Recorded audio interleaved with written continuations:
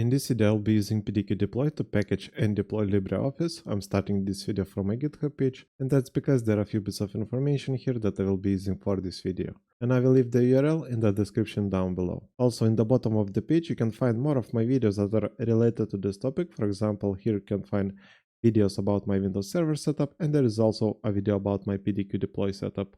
And now I'll begin this video by downloading LibreOffice executable installation files, and for that I will use the link that I have here. That brings me to the LibreOffice download page. Here I will click on download, and then I will go to my downloads folder and wait for the executable here. And now that I have my executable, I will right click on it, select copy, and then I will go to my VMware workstation where I have my Windows environment. And here I will be placing the executable in a network share that is accessible to my users and computers. And for that I will open File Explorer. I will click here and I will enter my file server name as SRV02. I will go inside of the software share. Then I will create another folder here. I will name it LibreOffice. I will go inside of it and then I will place the executable here.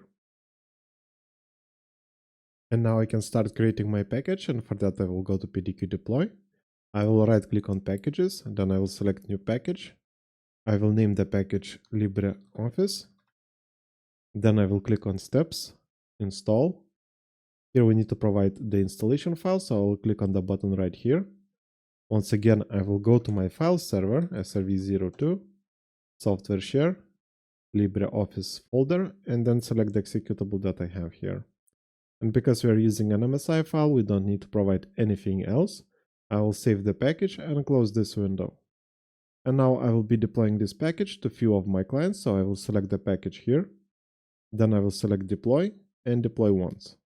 And I will select my targets by clicking on choose targets, going to Active Directory and selecting computers.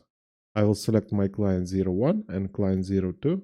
Then I will click on the button right here and my targets appeared in this window. Now I will click OK and deploy now. And now we need to wait a bit.